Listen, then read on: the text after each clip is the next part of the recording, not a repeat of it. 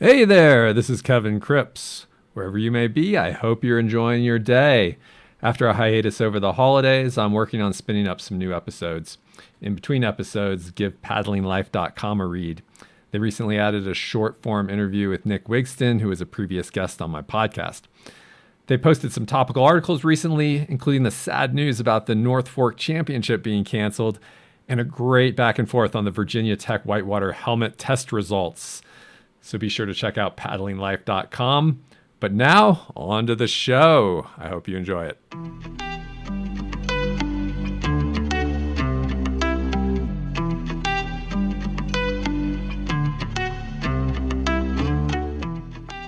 Hello, and welcome to Tales from the Crypts, a whitewater storytelling podcast. I first met my guest today when he was a freshman at the University of Colorado at Boulder. He quickly became dubbed FBP, short for frat boy Paul, which we frequently remind him of because, well, he was a frat boy and he did frat boy stuff, like not exactly showing up on time to the put-in, among other things. But since then, I've seen him transform into a respectable member of society and a great contributor to the whitewater community. Now, one thing that hasn't changed is that Paul always shows up to the put-in stoked to paddle, no matter what the water levels are or how unpleasant the weather is. I've seen Paul go from managing the whitewater tubing company in Boulder to taking an interest in water law while going through law school. You're just as likely to see Paul running some serious steep whitewater as you are to see him floating down some class 2-3 on a raft, getting his friends stoked on running rivers. After transferring to Gunnison to finish off his undergraduate degree, he did the inevitable and synced up with the Crested Butte paddling crew for lots of laps on OBJ, which is Colorado's high-altitude, ultra-classic mile of steep slides and waterfalls. And it's there that he became inspired to take an active role in the OBJ race, and he's here today to share his story on the history of the OBJ race. So, Paul Raymond, welcome to the show, my man. Oh man, thank you so much. That was quite the introduction. Thank you. I'm honored. Yeah, The I'm honor's stoked to all be mine. here. Yeah. Awesome to have you. So, Paul, I hear you told me you were going out to the southeast for a little bit last fall and lifestyling a little bit after finishing your degree in law. Tell me a little bit about that trip. I heard they have some piss trickles out there that can be kind of fun. Yeah, man, the Southeast is a special place for me. That's where I learned how to paddle when I was a kid, and the green has always been this kind of goal to race and be a part of that community. So I got a couple weeks off in November. I went out and lazed around the Southeast. I got to run the Russell Fork for the first time during Russell Fork Fest, which was just incredible. I mean, that was an ultra classic that I could not recommend more to anyone who's hearing this.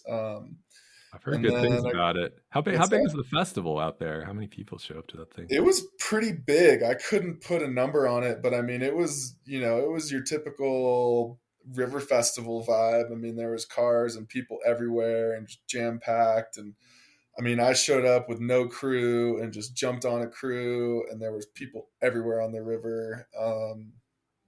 And yeah, it was very lively.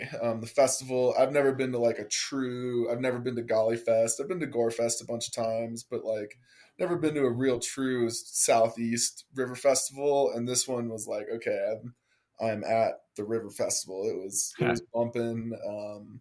Yeah, it was a great time. The camping was awesome. The river was just the highlight, though. I mean, the Russell Fork has just some ultra classic, unique rapids in a beautiful gorge. And that time of year, I mean, the leaves were all changing, and it was really phenomenal. Honestly, it was such a recharge.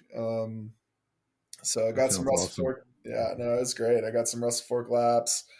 Um, Unfortunately, they were in a pretty bad drought when I got there. They were expecting this hurricane earlier in the fall that never came. So like the lake that feeds the green had been lowered substantially in anticipation of this hurricane and never came. So they were kind of being stingy with the releases. So I really didn't get that many laps on the green. I only got two, both in my brap, just keeping it light and fun. And that didn't really set me up feeling good for racing. I had signed up for the race back in October, and while I'm familiar with the green, it's been years since I've been out there. I think my last lap on the green was 2017, and I've only run Gorilla once. I've only run the notch or the go left a handful of times, and so I wanted to get dialed on those two rapids specifically, and I just really didn't feel like I had the time to do that safely. And so I backed out of the race, which was disappointing, but I think the smart decision. Yeah, I hear you. That's not one to take lightly.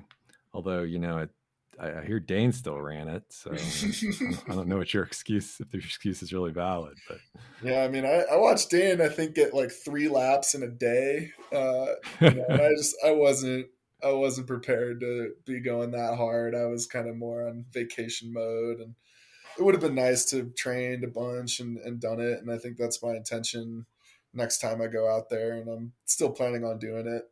Hopefully, I get to go out there this year, which would be great. yeah, that would be a thing, man. I've never ran the green. I've never been out there, but that sounds like pretty much the ultimate classic race here definitely in the Southeast, but really in the whole country. I think so. I mean, in my role putting on the OBJ race, I look to the green race a lot to see like how it's done, and what should I do, and how should I handle things. And yeah, I mean, it is the classic. There's definitely harder races out there, but I think the green is that's the benchmark. Yeah, yeah, it's gone on for so many years. You can see how it progresses now. The times progress, and it's pretty cool to see. Totally So, agree. yeah, get anything else good out there while you're there? Or? Yeah, on my way home, instead of racing the green, I decided to take a chill day, and I went and ran the Chioa, which is another just Southeast ultra classic. That is for the people who don't know, the Chioa was dewatered for like 50 or 60 years. I'm probably wrong on that number, but something like that. And so there's like trees and willows growing up in the middle of it. Hmm. And American Whitewater has negotiated releases on the Chioa for whitewater kayaking. It's like one of AW's like big success stories, and it's such a success because I mean you go out there and there's 100, 200 boaters just at the Chioa just because they're releasing for kayaking that day. And it is, I mean, it's probably just like 10 miles of class 4 continuous, super fun the whole way down. People have gotten hurt, people have died on the Choa, I'm pretty sure, but it's still one of those lower consequence, just fun class 4 runs that like you could just do laps on and have a smile on your face the whole time. And Yeah, that sounds rad. The classic class fun, huh? it really You know, is. do you know when they got that rolling again? When AW I initiated don't that? know, honestly. I mean, I'm sure they've got it on their website. Yeah, I No don't know worries. when that Yeah. started. No, Not, another good plug for AW though. I mean, those guys do so much for boaters and just the rivers in general. That it's I'm always happy to give my money over every year to AW. yeah, same here. I mean, The feel I and get. an AW membership is just such a good thing to do, and for things just like the show. I mean, that's what they do. They negotiate releases, so we get to go kayaking. And I mean, the Chioa is a special place for me. The last time I ran the Chioa was 2011. I was 17 years old. I was a senior in high school. So it's been over 10 years since I've been out there. And I don't know, it was really something special to get out there again and see how I've changed as a kayaker and as a person. And just, it was cool. Were you like, man, who made this run easier? I thought this was a harder run. Kinda, yeah. Actually, I was like, damn, this is a little less than I remember. And then there's one major rapid on there. I think it's Bear Creek Falls. And it's like there's two sides to it. The left side is like a straight, like maybe 12 or 13-foot boof, just a waterfall, and then the right side is this kind of like two-tiered angle drop where you kind of go off boofing to the right, and then you shift 90 degrees and then boof off to the left. And it's super fun move, pretty burly rapid. I think they call that one a class 5 or a 5 minus. But there's rafts out there. There's people in polecats and all sorts of crafts, and yeah, it was awesome. It was such a good time and good way Yeah, to end the sounds like a trip. great scene. Well, one of these days, I'll quit going west to go kayaking and try going east. But so far, I haven't convinced myself that I should. I think you should. There's so many classics out there, and if you do, you should go out in the fall when they have water, and get some of those classic releases like the Russell Fork or the Chioa, and then the green is just, if you get skunked on everything else, but you get 7 days of paddling the green, you'll be stoked. Yeah, I guess that's the advantage of going out there, right? Is they have the scheduled releases, so you can kind of plan a trip around those releases. Yeah. Well, let's do a little warm up story because I know you got this story queued up for us about Gore, and being a front ranger at Gore is near and dear to my heart, and I've done some stupid early season or late season runs on Gore myself just because I was desperate to get some paddle strokes in. So let's hear yours, Paul. Yeah, man, I couldn't agree more. I love Gore. Gore also has a special place in my heart. I think we're really fortunate to have Gore. Really, as Colorado boaters, it's extends our season so much. I mean, I've had Gore runs in November and December at the end of the season, and then I've had them, in February and March to start the season off. Really, just bringing our kayaking season much more, yeah, much longer and just rounding it out.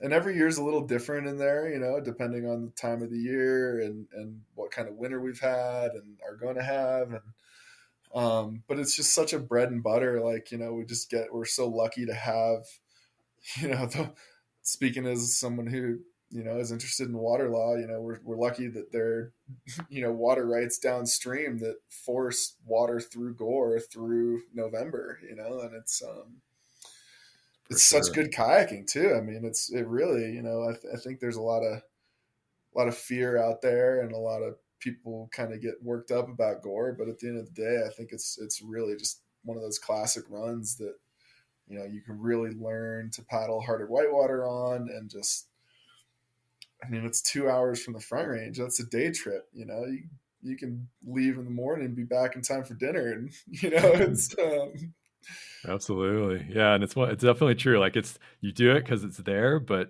if there were other things there, you would still be doing it, right? I mean, it's just a great run anyway. So we're lucky that those two things coincide. That you have this cool canyon to go through, and there's water that extends the season quite a bit in Colorado. yeah. And I mean, the camping is great at Pump House, and just there's that whole area is just awesome. And Gore is also just a very special place for me. I don't know how many laps on Gore, but it's got to be getting up there. I mean, living in Colorado for 10 years and 20, 30 times a year going out there, that's I've come to know it pretty well. I've open boated Gore. That's pretty cool. Yeah. Not many people can claim that one. No, and then, it didn't go that great. I swam most of the rapids. I didn't really have the right boat for it at the time. But I did it. And yeah, it was fun, man. There's videos out there of it too, if you know where to look. I'm gonna have to find out where to look because I remember seeing you out there that weekend, but I wasn't present for the run. So Oh yeah, I'll I've got to send check you a out link to this. I know for sure there's at least one video of that. I'll send it to you. It's me running the meet in my canoe. So Nice. uh, but yeah, I've gone out in Gore in all sorts of conditions too. Where it's been white out blizzard, where I left my kayak at the put in, and we drove shuttle, and we came back, and there was an inch of snow on the top of my boat. And we've had beautiful bluebird 70-degree weather in there where it's like you almost just want to, skin to win. And it's, Gore is just, there's so much to offer there. There's so many different lines, and the water levels, changing water levels can offer up so many different experiences and different fun lines and challenges. Yeah, I mean, it's another one where there's a great race on it too. I got another shout out to AWs for doing Yeah, that. for sure. Brought it back to life. But yeah, man, I love Gore, and so jump right into my solo Gore swim story. Um, there's a little bit of background on this. So this was April of 2021, kind of I guess towards the tail end of COVID, but still kind of in it a little bit. Um, I was in my second year of law school, finishing up my second year of law school. Most of my classes were remote at the time. So I was kind of able to, like, depending on the day, I could go and do something and like call into Zoom and like have Zoom playing over my car as I drove home. So like I would go skiing and like have my Zoom class playing in the background as I'm driving home. And so that's kind of what allowed me to do this on a weekday. Nice. But so April Fool's Day 2021, the girl I was seeing broke up with me. And that was kind of, I took that pretty hard. I thought things were going great, and it was just like out of the blue. We're done. Um, so I was pretty down in the dumps for a few days after that. It was like I don't remember what days of the week this was, but I know I took at least like a couple days off, and then I was like, you know what, I need to like get myself out of this funk and go do something cool. And so all winter I had been working up this idea in my head that I really wanted to ski and paddle Gore in the same day. And ideally, at some point, there's some lines in the Gore range that look like super rad. And I would like to do that. But for this time, I was like, you know what? And I had been doing a lot of skiing at A Basin, a lot of skinning, and just like skiing at A Basin with my dog. And so I was like, you know what? I'm going to go and I'm going to skin at A Basin, and then I'm going to go paddle Gore. And um, even a little more background on this, I think soloing Gore is a reasonable thing to do. I think that's probably the minority opinion. But I think if you talk to enough people, like there is a significant amount of people out there who have solo Gore and will solo Gore. It's really not, there's consequence in there, but there's not like super gnarly consequence. I don't know, like there's a sliding scale, right? It's not like the Yeah. most gnarly shit out there. I It's guess we could. serious, but like I feel like a solid class 5 kayaker like can go into Gore and have a pretty class 4 day, and I think it's pretty reasonable. Yeah. I mean, I guess we could have a whole hour long plus discussion on that with people, but I'm with you. I've soloed Gore many times. I think as long as you're comfortable with it, it's not a river with lots of changing conditions. If you know the lines, there's easier lines, there's harder lines. You can take the easier lines. Frankly, sometimes I think soloing it's safer than when I run it with people because they'll take all the easy lines, Dude, I couldn't agree more. Yeah, and so you know where I'm coming from with that. And so I've soloed Gore before, and I was like, okay, I couldn't find anybody to go with me because it's April, and that was a pretty good winter, a decent winter at least. I think when I went in there the first time, so this girl broke up with me on the first. I took a few days off, and then it was like a Monday. I was like, okay, I'm gonna go do this, and I went and I skinned A Basin. Couldn't find anybody to paddle Gore with me, and so I went and I soloed Gore. Met some old couple at Pump House who drove my shuttle. They were super nice. I get to the put in, it was like 70 and sunny, or maybe it was like Oh 65 wow, and sunny or whatever. It was just a that's beautiful good for day. April. Yeah.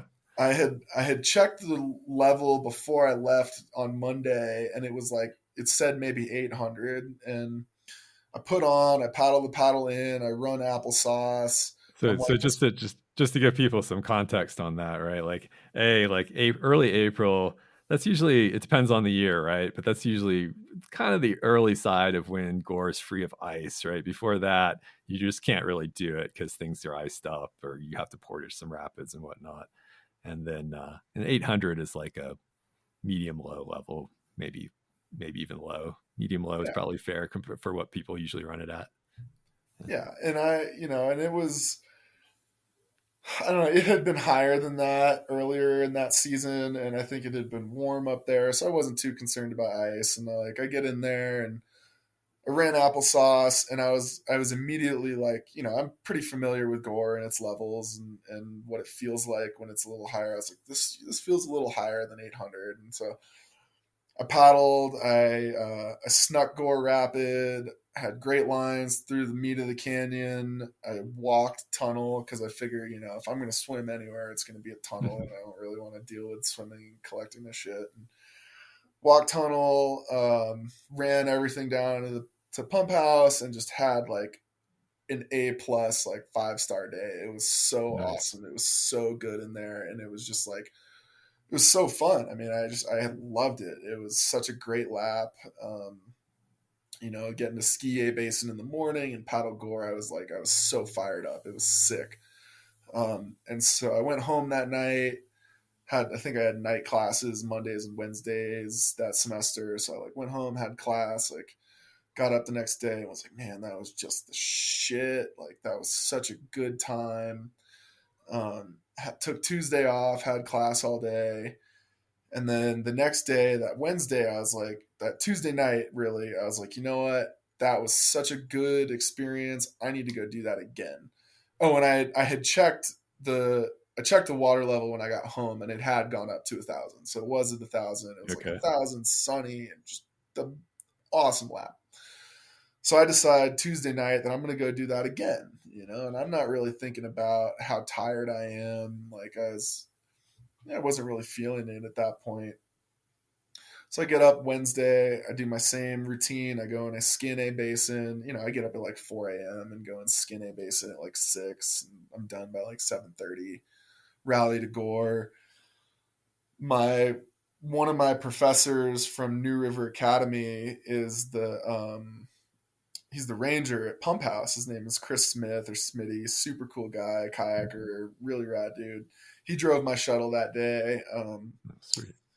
Weather was pretty good. It wasn't as bluebird. It was kind of a little more overcast, but it was still kind of warm and like not terrible. And put on solo again, paddle. I paddle in. I get through applesauce. I'm like coming up to Gore Rapid, and I remember thinking to myself, like, man, I'm beat. I'm tired. Like I'm like, it's finally starting to catch up to me that I had like done this 2 days before, and like I've just been like running ragged.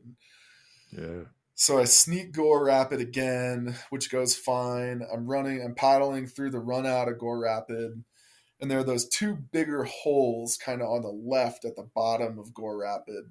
For people who aren't familiar with it, Gore Rapid is this longer, maybe like 100, 150 yard rapid, or a little longer than that, maybe, with like a crux move at the top and then some big boulders that you got to dodge around, and just holes and crashing waves. And at the very bottom of this, there's two kind of sizable holes. They're not crazy big, but they're big enough. And a little bit downstream of that is like there are like 3 or 4 more pretty significant like class 4 rapids.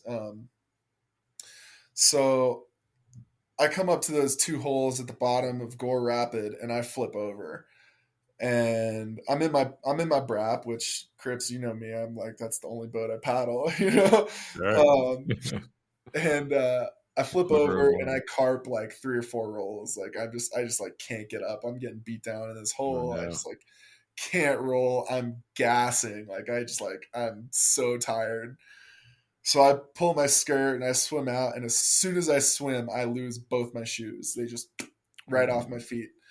Um, and so I have a tendency when I swim, it's really bad. I let go of my paddle, which, you know, swim a little better without a paddle in your hand, but then you're out of your paddle. So my boat's going downstream, my paddle's going downstream, and I'm swimming like crazy to get to River Right. Because again, for those who are unfamiliar, on the right side of the river in Gore, there's a train track, and that's a really easy way to hike out of the canyon if you get into trouble. So I swim to River Right. I get out. I watch my boat pin on River Left, right above. So there's a rapid right below Gore called Scissors, and then maybe like 20 yards downstream of that, there's like two more class fours. And then there's another big rapid called Pyrite. And that's all, maybe like a half a mile of just like super continuous class four whitewater, with small pools between them. And so I watch my boat pin right below Scissors on the left. And I'm on the river right, and I'm like, all right, fuck. Like, there's my boat. Okay, where's my paddle? And I'm looking downstream, and I see my paddle. My paddle is pinned on the upstream side on river left, upstream side of Pyrite, where there's a pretty big undercut. Like, there's this big rock shelf that forms the left side, and that rock is all undercut. There's a cave For in sure. there. There's Yeah. A lot of big people don't pay log attention jam. to that. Oh yeah.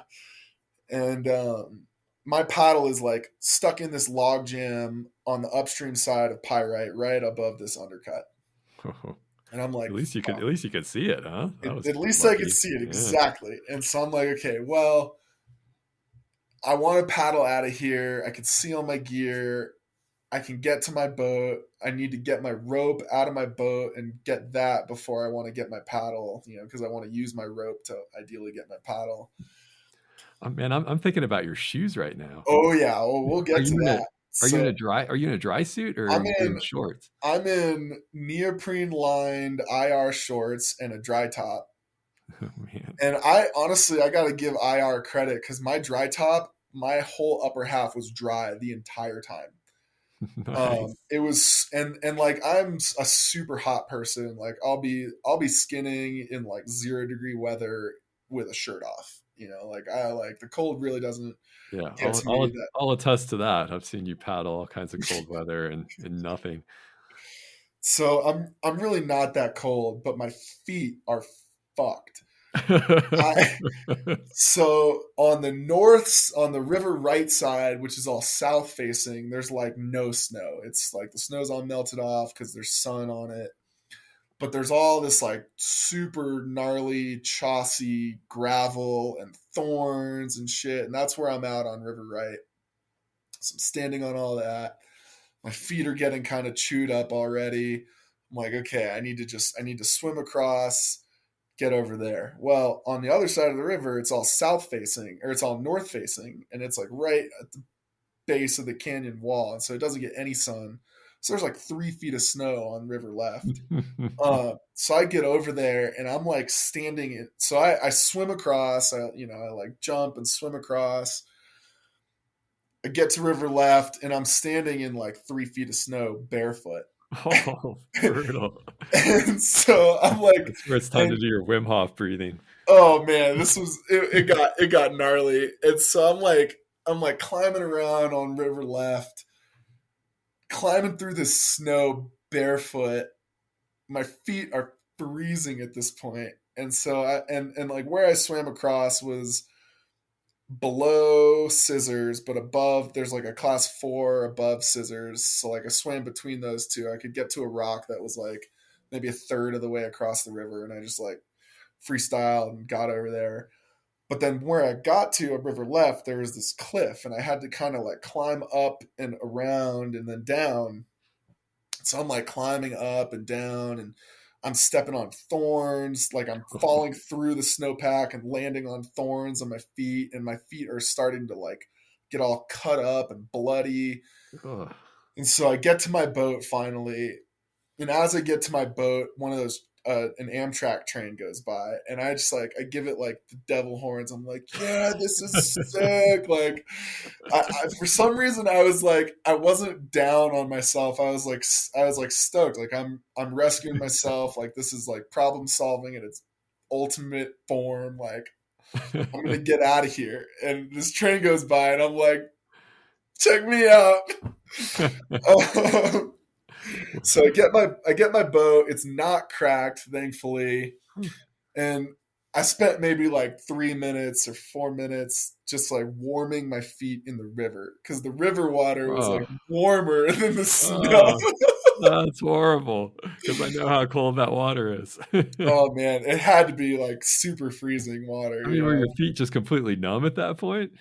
Pretty much, yeah. I mean, so I get my boat out, I get my rope, I start walking down to Pyrite same shit, climbing through snow and thorns and just gnarly. Get to where my paddle is, and it's gone. Oh, no way. And I'm just like, oh my God, fuck. So I climb down to the backside of Pyrite, and I like basically like swim up into that cave a little bit, like from the downstream side. Like it was low enough that I could Yeah. like walk down and like see the cave and where water was coming in, and kind of and like safely like get in there a little bit and like feel around. Couldn't feel my paddle. I was like, I'm sure it's in there somewhere or it's just gone. So I give up on that, and I'm like, as I'm walking back, I pick up these two like logs. Like I'm like, okay, I'm gonna like try and use these as a paddle. Like one, these look kind of like good paddles. Like I'll bring these with me and try them out. So I get back up to my boat, and I get in an eddy. I get in an eddy with one of the paddles, and I'm like, this one's not working. So I toss that. Try the other one. I'm like, this one's not really working either. So I toss that. I'm just like, fuck it. I'm going to hand paddle. And I don't have a breakdown, of course. So I'm like, I'm going to hand paddle ferry to River Right and then just like climb up and hike out. So I try and hand paddle ferry, and I blow my ferry, and I run that rapid. I call it the tabletop rapid. It's got that big rectangular rock in the middle. You go either right or left of it. Yeah. I run that with my hands because I blew my ferry. I run that just hand paddling. And then I also ran the rapid below that with my hands. Then I eddied out river left above Pyrite because I was like, I'm not going to run Pyrite in my hands. Like I'm going to get flipped over and swim again. So I walk Pyrite, and then in that big pool below Pyrite, I ferry across, hand ferry, and I get out. Start climbing up the river right at Pyrite, which is just like gnarly, steep class 4 scree. Like it's crumbling below me. Like I'm like Yeah. hands and knees with a boat, and I get to this point where I'm like, this is super dangerous. So I set my boat down on a rock that was pretty stable, and I clipped my rope to it, and I threw my rope up, and I'm like, I got my rope like kind of in my hand, but I'm not really holding it. And I just like scramble up and I pull my boat up. And so I'm up at the train tracks with my boat, bloody feet. I'm like, all right, I'm just going to hike out of here. It's going to be fine. So I start walking along the train tracks, and I get to like, I don't know where exactly there. So I'm trying to think of exactly what route it's. There's like all that boogie water in class 4 between Pyrite and Tunnel. And there in one of them there's this big kind of, the river makes like a kind of a big elbow, and there's a big pool on the left, and I'm walking along, and I look down and I see this like shimmer of green. My No paddle way. had green blades, and I'm like, holy shit, there's my paddle. But there was only one blade. I was like, oh shit, like it must have gotten broken, but whatever. There's one blade there, whatever. I can paddle out of Gore with one blade. Like that's easy enough. Like so I lower my boat down, I scramble down, I hand ferry back to river left. I get to this paddle, and it's a raft paddle. It's like a guide stick, and I'm like holding it up. I'm like, fuck. And as I'm holding it, like looking at the paddle, in my peripheral, like beyond it, I see my paddle floating in the river. So I throw No that raft way. paddle and I hand paddle over to my paddle, and I pick it up, and I'm just like, yes. I paddled out, I walked Tunnel, and I paddled the rest of it out. Gore typically takes, for someone who's dialed, typically takes like 2 hours from put on to take off. I was only in there for 3 hours. So that whole ordeal was like an hour long. But I made it out, and with all my shit except for my shoes. And Damn. yeah, That's burly. it's probably one of my worst swims and best self rescues. I got to think, when I think about that story, I think about, a couple of, I don't know, a few guests ago or a little bit ago on your podcast, you had sick Nick Wigston talking about safety, and complacency was something he talked a lot about. And I got to think that, that was me getting super complacent out there and just like not really taking care of my body and realizing like how tired I was. And I really, I paid for it that day. I'm But it's sure a you good could. story and I made it out. So Yeah, I'm sure you could easily identify a lot of mistakes there. It starts with Will Rostron has something he calls, like, I forgot what he calls it. He'll have to tell me. He'll have to remind me. But it's like the triangle of success or something like that. And his idea is you have these 3 points, right? Like you need your gear in the right condition. You need the right gear. You need the right mental fortitude, and you need the right physical fortitude. And if you have your mental strength, your physical strength, and your gear all together, then you've got your safety triangle, and you can you're prepared to run what you're going to run. But if one of those points are missing, the triangle falls apart, and things like that happen. man, I couldn't agree more. That's exactly right. I mean, my gear was pretty solid together. My So mental you're missing a fortitude was good. breakdown, and you lost your shoes. Well, yeah, I'd say okay, it's not quite fair. there. Yeah. Yeah, fair. I mean, my shoe, yeah, no, I mean, it was, that's why I say it was mostly dialed, but I mean, really the physical aspect was lacking that day. Yeah, And, you didn't respect that. Yeah. but no, I still love Gore. I go back, plan to go back there as much as I can once I'm back Man, in the gun well, range. I'm glad you're here. I'm glad you have your feet. Must have been the most exciting thing in the world to see that paddle. God, that felt, I mean, that was when I knew someone was looking out for me. It was like, all right, I'm going to make it out of here. I'm going to paddle out. I'm not going to walk barefoot on these train tracks for That four sounds so miles. gnarly. You cashed in a lot of river karma that day. I really did. Well, that's awesome, Paul. Thanks for sharing the story. Yeah, I'm I had glad not to. I had not heard that one. That is a good one. So yeah, man, let's if you're ready, let's move on to the OBJ race, because I think I got a lot of feedback from my Bailey Fest, the Origins of Bailey Fest podcast that I did with Ian, and a lot of people really enjoyed that one more so than I had thought. So I think that it'll be fun to get into the OBJ race, man, and talk about kind of like how you got involved in that. And you want to just kind of start by giving us a history of the OBJ race, because I don't really know the full history, but I know it kind of had a start a long time ago, and then sort of disappeared for a little bit, and then you brought it back. So how did that all go down? Yeah, so the OBJ race has its origins like any good Crested Butte event. It started with just a bunch of kayakers going out and testing their shit on OBJ. OBJ has been paddled for about 30 years now. I think the first descent was in 1992. And there's a whole LVM that lays out that history of that first descent. And a lot of where I get this story from and the history is from that LVM also. It's the LVM 23, the Rockies, which I'll talk a little bit more about Yeah, later. that's But cool. basically, people have been paddling OBJ for a few years, and they kind of started getting the idea that, hey, we should race this. We should see who's the fastest. And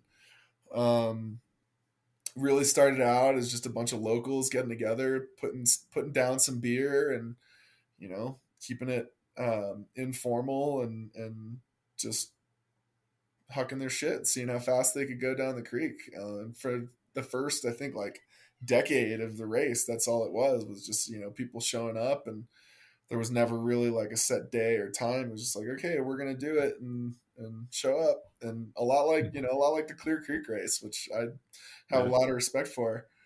And over the years, I think it just grew in popularity, till notably in 2008 we had a really big winter that year. Really good kayaking in Colorado that year. It was one of like the best winters we've had. And John Grace and a handful of other people from the Southeast came out here with the idea. I think John had been doing this giant slalom in a bunch of different places. And I don't think OBJ was the first place they did it, but they came out here and hung some gates and did a giant slalom on OBJ. And that's also in that LVM video I talked about. and they got fined from the Forest Service for doing that without a permit. I was talking to Shane Benedict when I was at the Green, and he was saying that the Forest Service gave him a ticket because they didn't have any permits. They didn't do anything. It was super illegal. It's like, Yeah. at the border of a wilderness area. It's super fragile ecosystem. They're just out there hanging gates and like Some people super get a little outlaw bent out of shape kayakers. about that. Oh Yeah. yeah. Um, I don't think I was thinking about that when I heard of it. I don't remember if I had run OBJ at that point or not, but I definitely remember hearing about them hanging gates, and I was like, man, isn't it hard enough without the gates? Like, that sounds pretty outrageous. I gotta say, looking at that footage, I do think there's something to the gates. I would love to do that again. There's definitely some really key eddies that would make for really good gates, and like, putting gates in the right places to if you got to be left of a certain gate, and that lines you up for where you want to be during the race. Like, I think there's something to that, and I would love to pursue that at some point in the future. But I haven't really gotten there yet. Yeah. But yeah, I mean, hanging gates up there has got to be super difficult. I mean, it's sure. not easy to get river right on OBJ, and when you do, there's not a whole lot of places to stand. So Out. Yeah. getting up and hanging gates is not the easiest thing in the world. But so Grace put that on in 2008, and then kind of since then, it's been this like ephemeral thing where like it sometimes it happens, sometimes it doesn't. There was an organizer. Oh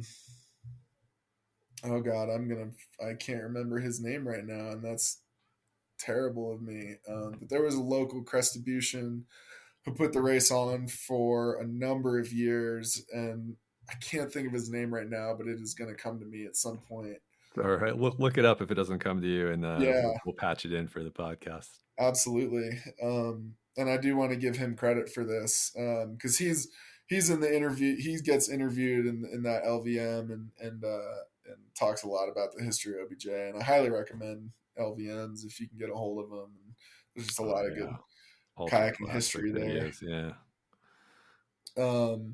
Brent Toper is the guy's name. I've heard that name. And he no longer lives in Crested Butte, but he put on the race for a long time. I couldn't tell you the years that he did, but long time. And after 2008, there was just kind of this like sometimes it would happen, sometimes it wouldn't. A lot of the time, I think it was like underground, kind of similar to like the older history of the race. And I'll kind of stop there and say how I started to get exposed to OBJ. So when I was growing up kayaking, I learned how to kayak a long time ago in the Southeast when I was a young kid. And when I was maybe 12 or 13, I was at the NOC, and I bought the River Gypsy Guide to North America. It's pretty classic guidebook, and it's got all the different regions and states, and one of them is Colorado. And in the Colorado section, it has a section on OBJ. And so me and my best friend at the time, a guy named Joey Brown, we would go back and forth about how cool this river sounded, this Obi Joyful. Like, what kind of creek is named Obi Joyful? That's just ridiculous. Like, this sounds like a postcard or fairy tale. Like, it doesn't even sound real. Like, waterfalls, what is this? This is amazing. We're kids growing up boating the Nantahala and the Tuckasegee, and this is like, holy shit, like, this sounds so epic. And so OBJ had kind of always been in the back of my mind, growing up. And then when I was 17, coming out of New River Academy and applying to colleges, I applied to CU Boulder. That was one of the schools I applied to, and I got accepted there. And I was like, you know what? Colorado sounds awesome. And right around the same time, my friend Joey gave me that LVM, the 23 Rockies. And I watched that movie over and over and over. And it just stuck out to me as like Colorado seems like the coolest place to go kayaking. Like it just sounds like the shit. Like there was Tommy Hillicky did one of his Tommy's top 10, and it was like, here's top 10 of why Colorado has the best kayaking, and like the first five was all Crested Butte, and he was like, Crested Butte's the shit, and I was like, holy shit, like this sounds so cool. There was a segment where Nick Wigston and Forrest Noble went and did Los Pinos, and like those guys are people I really look up to and hang out with and paddle with, and it's like that video really kind of set me up for who I am and where I would go. And so I got accepted to CU, knew that I wanted to live in Colorado because of that video. And I was like, oh man, I got to get out there. I got to go check out this Obi Joyful. Like I said earlier, one of the segments in that LVM was the OBJ giant slalom. And so I was like watching that footage, like, man, I got to go. I got to race OBJ. So I moved out here in 2012. I think my first time on OBJ was in 2013. That was my first big summer kayaking out here. I had this van that I drove around the state with my red Nomad, and I was just like paddling everything I possibly could. And I Nice. fell in love. I fell in love with that area, the creek. I mean, I was up there with wildflowers and peak runoff, and there's snow, and it blew my mind. Like I couldn't. I grew up in South Florida, and like my exposure to kayaking was like southeast. It's rainy. It's sometimes there's not a lot of water. It's like there's not really a whole lot of waterfalls in the southeast. Um, so I got to Colorado, and I was like, oh, man, this place is just the shit. Especially Crested Butte. Like I could not believe like that a place like that existed, and it just I fell in love. It really it's Yeah. always stuck with me. I think many people I can relate to that, man. I think many people like you that went out there for the first time, and you see, especially if you haven't kayaked tons of places around the world, and you see a place like that creek just has the slate riverbed with these incredible slides and 400 feet per mile, but like everything's runnable, and then the whole milieu around there is just majestic, right? You're up at high altitude. The wildflowers are usually in full bloom when you're out there, and it definitely is a special place. I completely relate to that. Yeah, exactly. I mean, and I've been around kayak. I've kayaked in a lot of places. Like I graduated from New River Academy, which is a older kayaking high school that doesn't exist anymore. It was based in West Virginia, but went all over the world. And I went with them to Chile, and I paddled in Chile with them and West Virginia, and I've been to the Ottawa and all over the southeast. So I've seen like a lot of kayaking, and I Yeah. mean, OBJ it just struck a chord, and it always will. And yeah, so that's how I started getting exposed to it. I always wanted to race it. That was such a big deal to me. It was like I want to race. I want to cut my teeth and like see how I can do. And I've always loved big slides too. Like there's some big slides in the southeast that I've run, and when I saw the slides on OBJ, I was like, that is the shit. Like I want to do those. And so my first like 3 or 4 years in Colorado, there was no race. It never happened. Like 2012, I moved out here in August, so that was like after the kayaking season. Then 13, there was no race. 14, there was no race, and then in 2015, I was starting to get the idea that I wanted to transfer out of CU Boulder and go somewhere else for school. Like I wasn't really fitting in at CU, and didn't really enjoy college, and was having a hard time paying attention. And the frat boy life was taking its toll on me for sure. And I started looking at other colleges, and I was looking at colleges with recreation programs. I looked. There's a couple in the southeast I was looking at, and summer of 2015 there was an OBJ race, and that year it was put on by the Gunnison River Festival, and it was organized by a guy named Josh Stepka.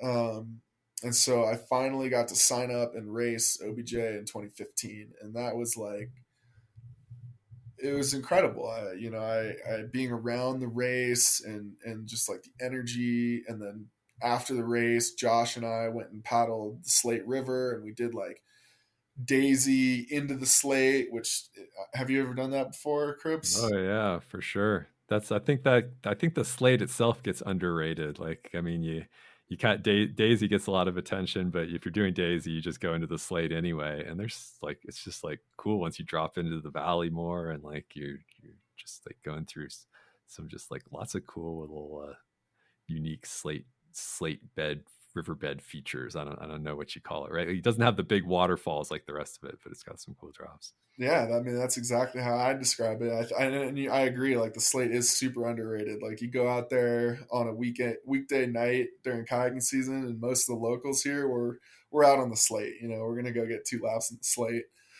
But like the section between Daisy and the Slate, for those that don't know, is this really beautiful meandering meadow, really mellow, like class one. There's like no whitewater between Daisy and the start of the actual rapids on what we call the Slate, but like that section of the Slate is just gorgeous. And so Josh and I did Daisy, and we're floating down to the Slate rapids, and he's telling me that like there's this college down in Gunnison called Western, and they've got an outdoor rec program, and like that's what he's doing. And Josh and I are like the same age, and Hmm. he's getting ready to graduate, or he may have just graduated, and he's like, "Yeah, man, like check out Western, like that's that'll bring you here and like be part of this." And I was like, you know what, that makes a lot of sense to me. Hmm. So spring of 2016, I visited Western, and I decided, I'm going to transfer there, and I'm going to finish my undergrad and get a recreation outdoor education degree. So I did, and I moved to Gunnison, which is where I live currently. And I spent 3 years at Western finishing my degree, and I fell in love with this valley even more. I mean, I really became a part of this community here, and I really got to know well the kayaking here and the mountains and the people. And it means so much to me.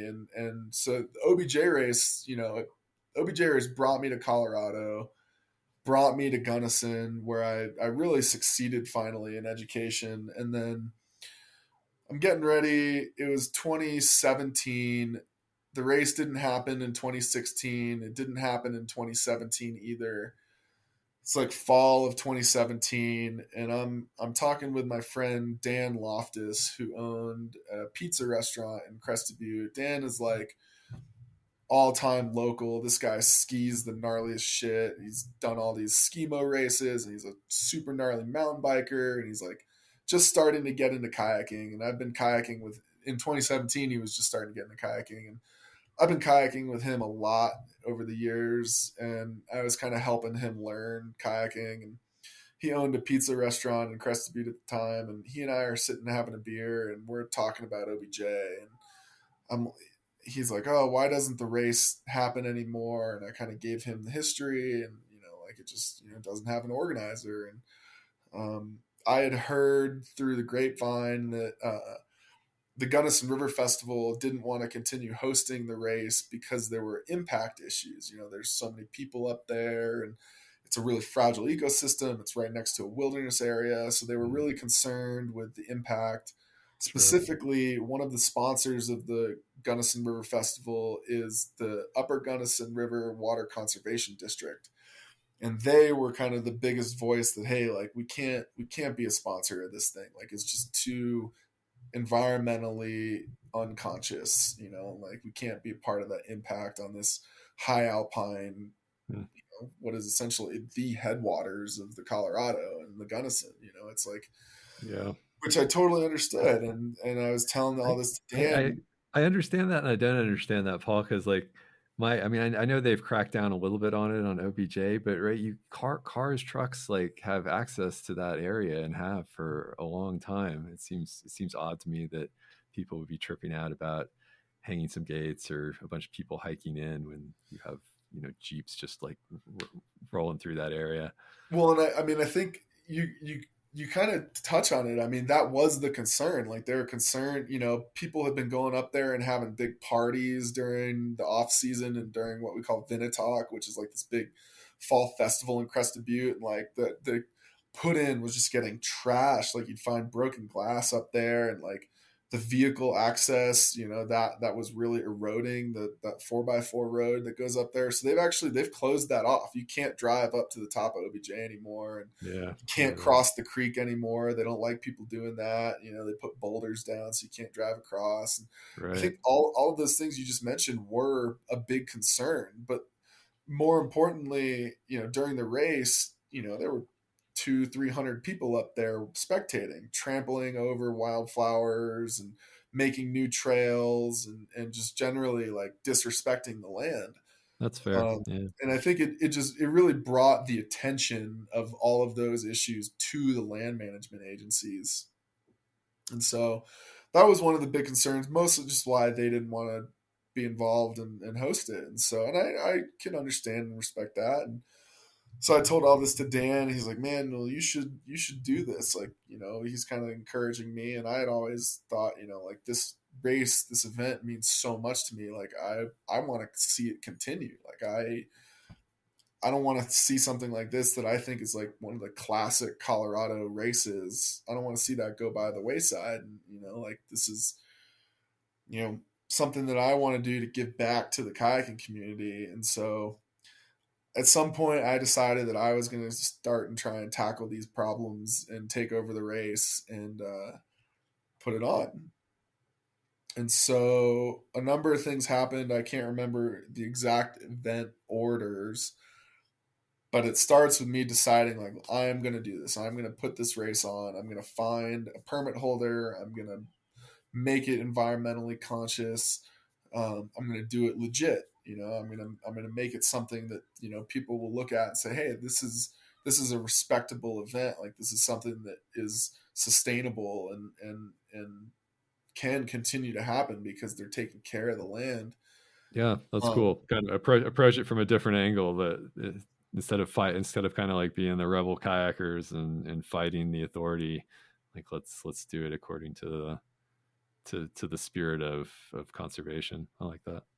Yeah, exactly. And to me, it was like, here's this problem of why we can't do it. The problem is that it's or environmentally unsustainable. Well, that's a solvable problem. Like we can figure that Absolutely. out. Yeah. And so I happened to be in a sustainability class at Western at the time, and we had like a semester long project we would do for like most of our grade. And I said, I'm going to develop a sustainability plan for this race and use that to put this race on, like make it something I can actually do.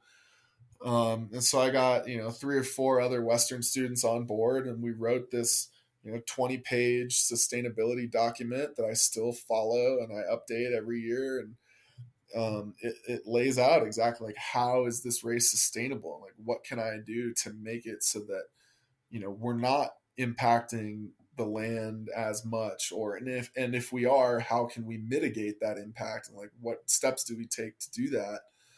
um, That's awesome that you're able to build it into a class project. I didn't know it came through that.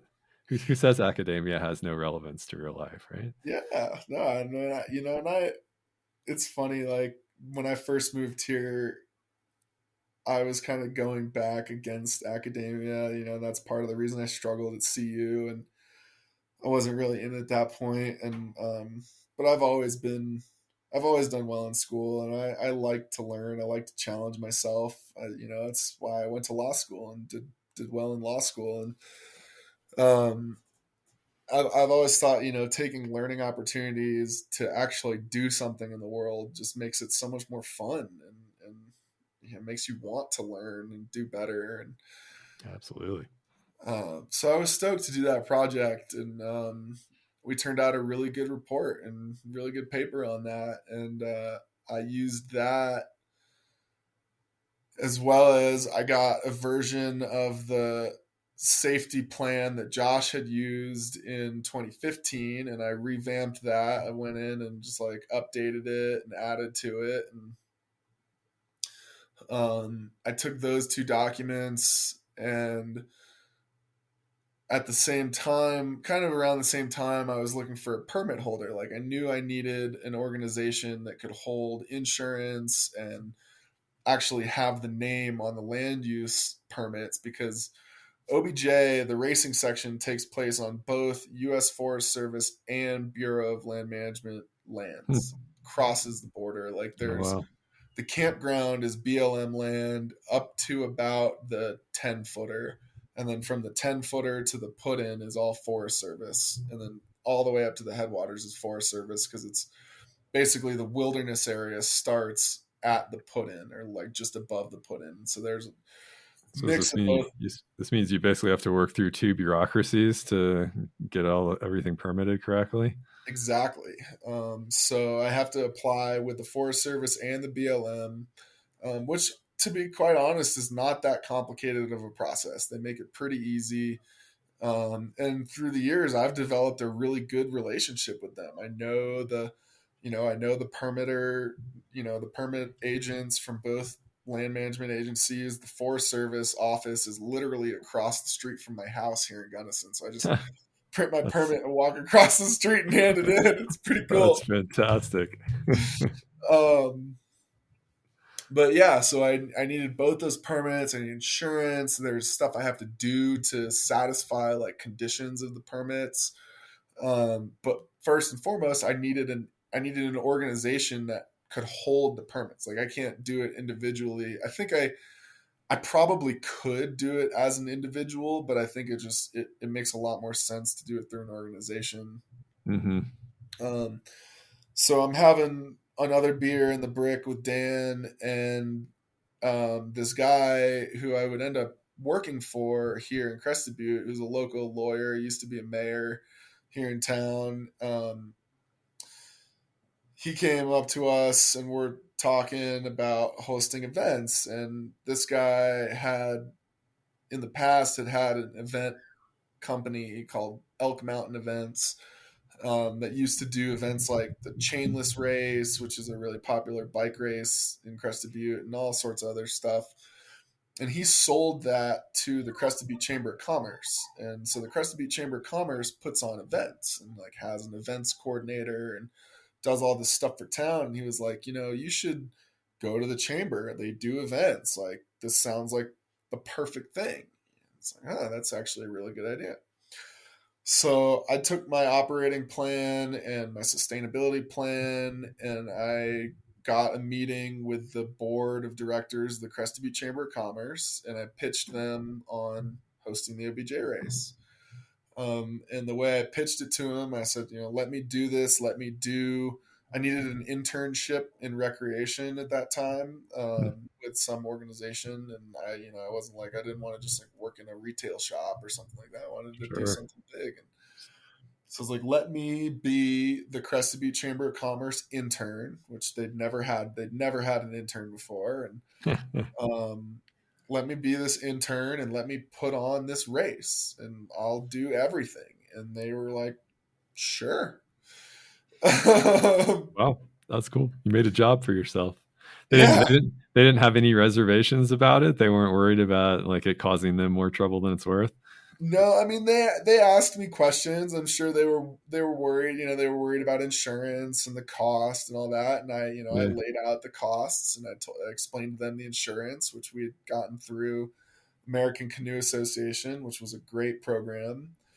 I showed them the waivers and I laid it all out for them, and I think I put to rest any of their fears. And I think they thought about it for about a week, and I came back to the next board meeting, and they voted and they approved it.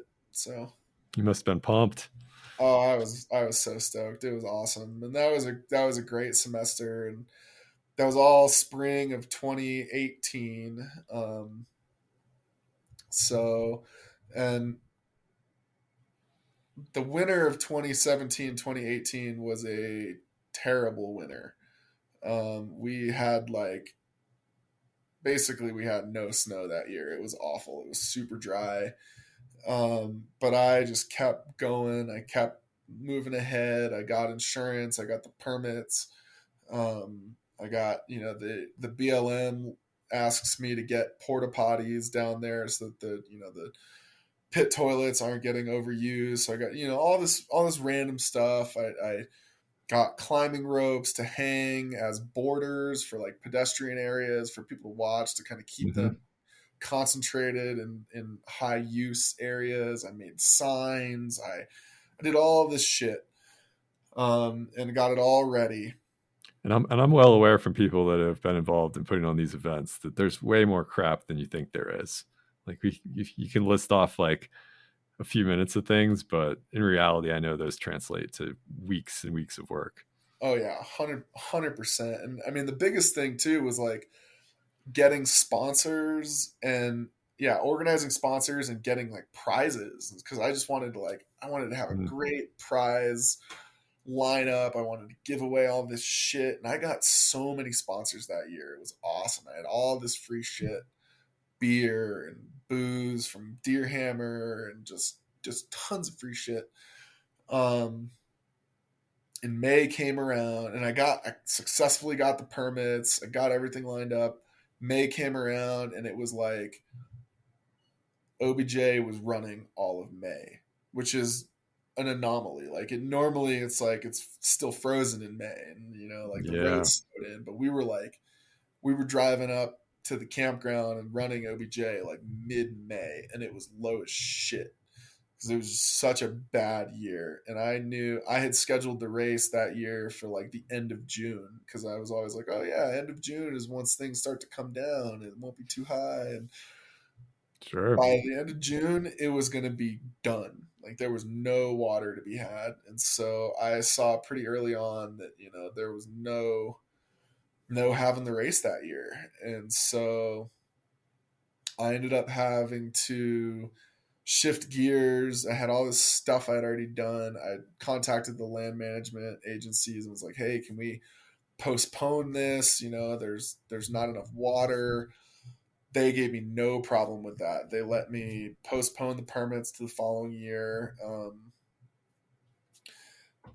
I ended up having a fundraiser event where I invited some local nonprofits to one of the town like uh, town of Crested Butte rents out spaces for events and some historical buildings. So I rented out one of those historical buildings, had this fundraiser event, invited the community. I changed it to the OB Joyful benefit, and we brought people in. We had people talk about conservation. We raffled off the prizes. We raised some money for some nonprofits, and we ended up giving that money directly to the nonprofits. And so that, my first year was a little bit of a failure because we didn't have water, which is a huge issue for us. Sure.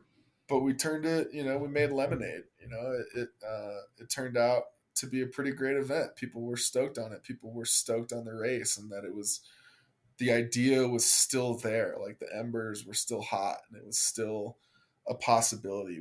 All we needed at that point was the snow and the Yeah, water. you have a blueprint at that point.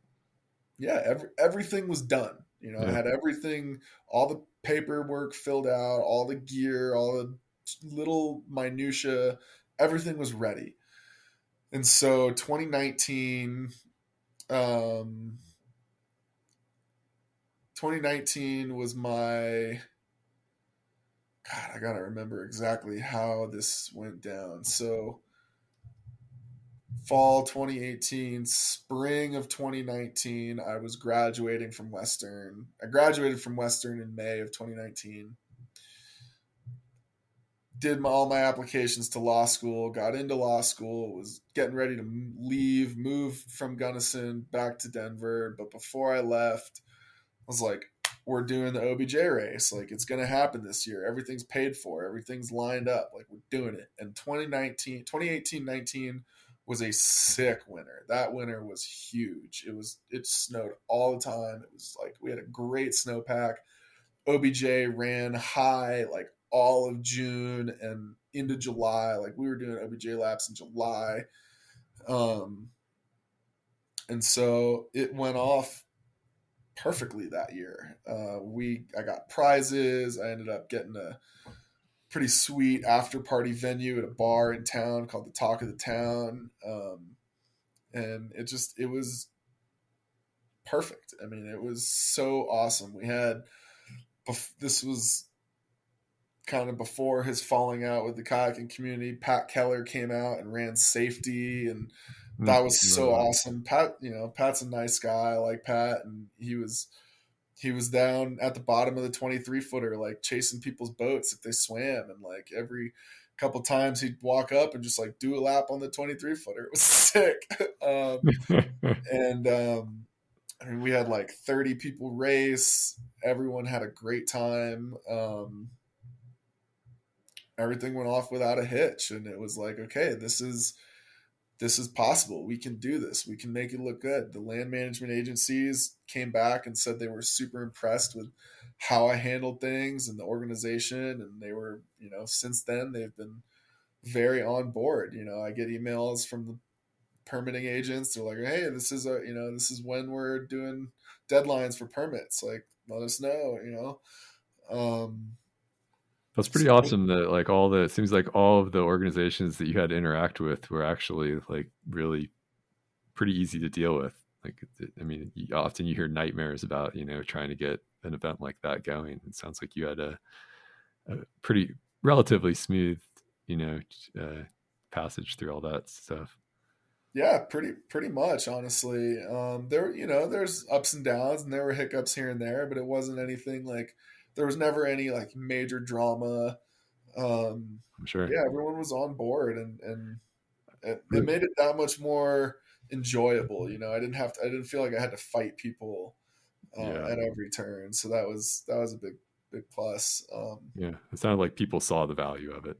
Like it They wasn't they just some did weird thing that you exactly. guys were doing. Yeah. What? Um, So I mean, one of the things that always comes to mind when I think about a race like this, because it is.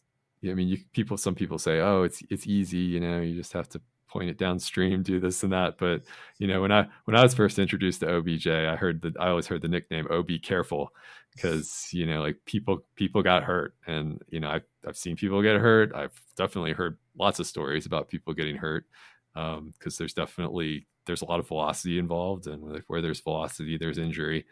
So I'm curious how you handle that safety aspect of the race.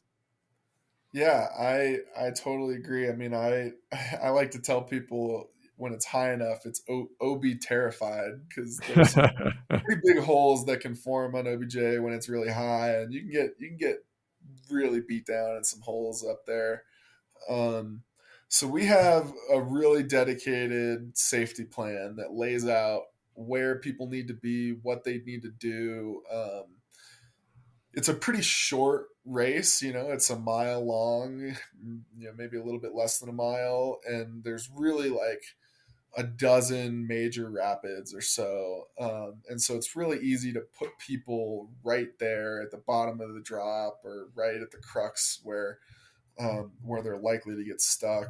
And so we generally have a safety team of about 15 people, spread throughout the race. We have radios, we have a safety coordinator that kind of coordinates everybody.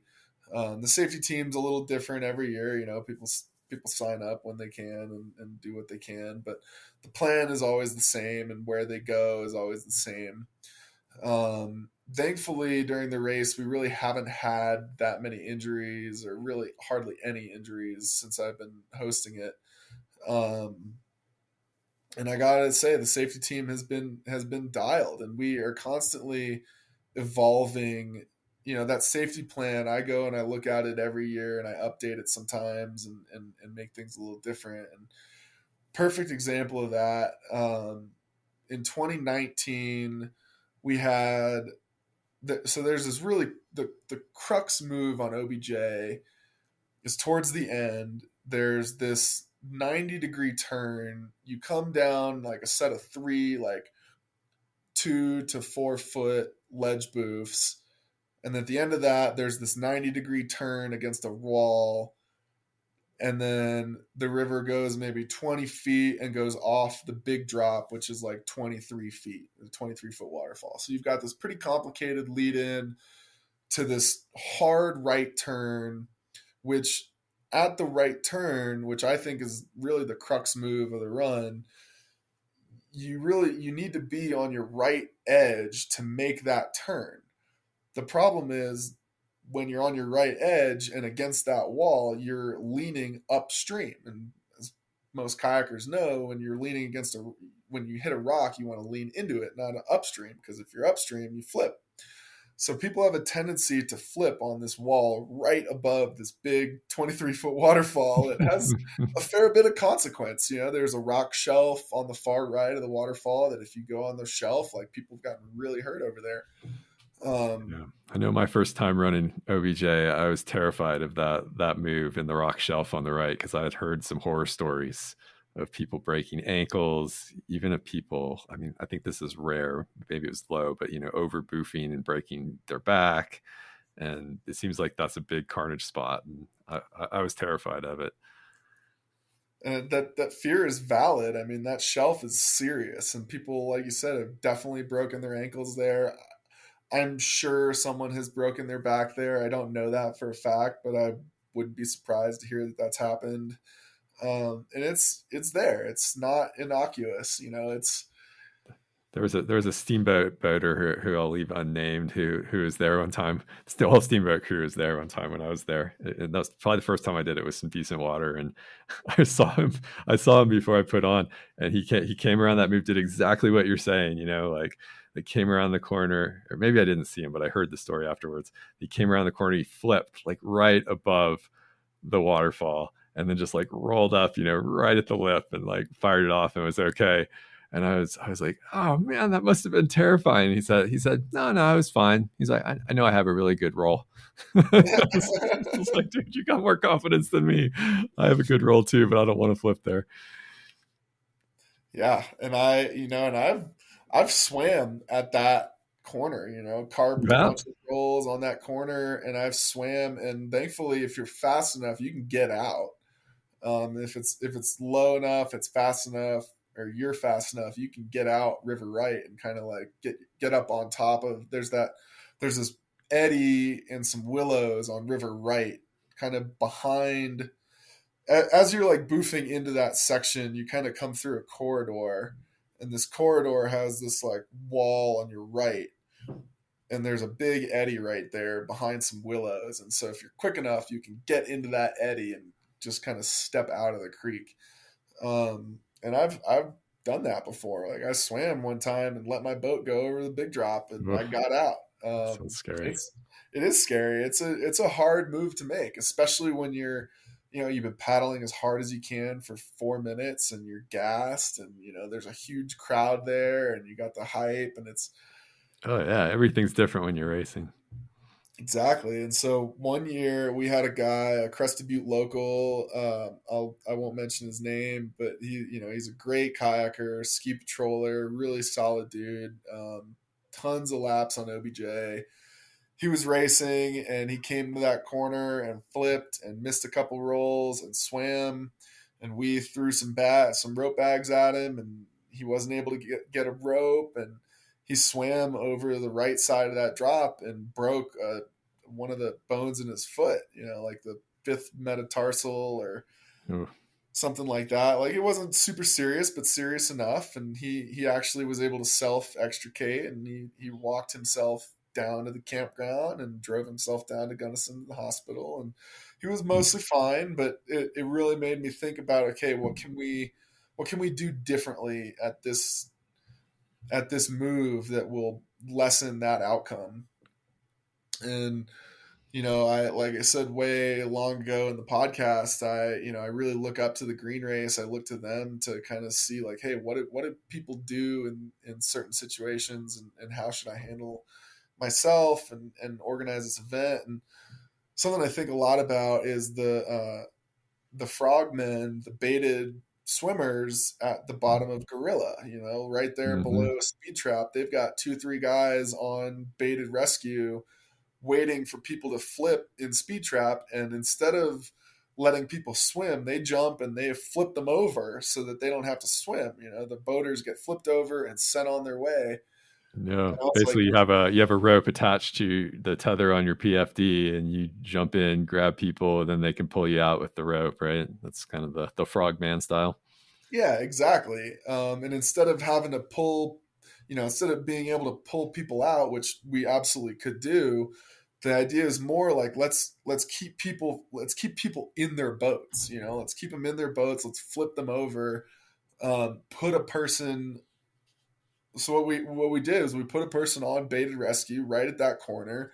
They're on belay attached to an anchor at a couple trees in the background, and couple of guys will work this station, and one guy's on belay and one guy's on the bait, and if someone flips on that wall, they jump in, they flip the boater over and send the boater on their way. um, and Nice. I was lucky one year.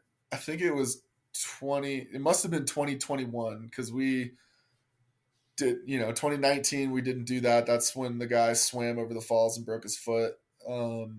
2020 we weren't able to have the race because that was COVID and just, like, nothing was happening. Hmm. And so 2021 was the first year we did the Frogman at the 90, and I race every year. I love it. I think it's part of the fun of being the organizer. So I had like finished my race lap and was walking up to the put in, just kind of walking along the creek, checking things out, making sure things were good with the safety team. And I'm down there walking past the 90, and I see a boater flip on the wall. I watch our frogman jump in, hands a god the boater. Boater gets up and keeps going. And it was, I mean, the crowd just went nuts. It was one of the coolest things I've ever seen. That's badass. And since then, we do that every year. We did it 2020 or 2021. We did it last year. We'll do it again this year. And the last couple of years, a guy named Dave Goff has been our frogman. He's great. Dave's an awesome guy. He's a boater on the Arkansas. He's river ranger down there, and I think he really likes that position. He asked me, last year, he was like, "Hey man, can I do that again?" And he was stoked to do it. And so shout out to Dave for saving that boater. I'm sure he remembers it well. But yeah, I mean, that Crazy. was one of the coolest things I've seen out of the race so far. Yeah, that's super cool. It sounds like I love how it all comes back to LVM and to John Grace and Tommy Hillicky and everything. That's cool that their influence was so heavy in making the OBJ race, making you there to organize the OBJ race, and then like dialing it in, using what they've learned from the green race to make it safer. That's super cool. Yeah, I mean, I look up to those guys a whole lot, and I've been lucky enough to be able to paddle with Tommy a few times and get to know him through Nick Wigston and through Evan Stafford. Those guys are all real tight, and getting to paddle with those old guys, they're solid, man. They're really good boaters. They know what they're doing. They've been around and figured it out. And it's like gotta learn from someone. Absolutely. It's part of the evolution of the sport, right? Like passing that information down from one generation to the next. So man, well, thanks, Paul. That's super cool hearing about the inception of the OBJ race, and it's great to hear that it's still going on, and looking forward to many more. One day I would like to get out there. I haven't paddled OBJ for a long time, and definitely have never been there for the race, but maybe this year before I get too old. Let me know, man. Love to have you out there. Love to get a lap on it with you. For sure. And it seems like we're going to have a good year for it, right? Got plenty of It's snow so far. it's looking that way, especially up here. We've got a lot of water in the snow, and yeah, I'm hopeful. What is the best part of being the director of the OBJ race for you? Man, I think the energy around the race on race day is just it gives me so much. I mean, when I'm up there and I see all the boaters getting ready and how everyone handles it differently. Everyone's got their pre-race rituals, and everyone gets stoked after their run, and just the whole energy of the crowd. I mean, the whole just the environment of the race. It just it reminds me why I love kayaking. There's this community that, we're a unique bunch. There's all sorts of outdoor sports out there, but kayaking is such this like, small community of people who just, they love boating, and people who paddle, they love it. And when they get stoked on it, you can like feel it in the air. And um so yeah, just that energy on race day and the stoke that people bring with them, it gives me, it gives me enough to get through to the next year. Like, that's what I look forward to every year, is that race day, and um, seeing the smiles and the challenge that people put on themselves and rise to. It's just, yeah. Yeah, man, that's fantastic. That's super cool. I'll personally thank you for putting in the time and effort to make that happen, because I agree those are moments where the community can come together and we can kind of like celebrate what's special about kayaking. So that's awesome, man. Well, anything else you want to add before we sign off?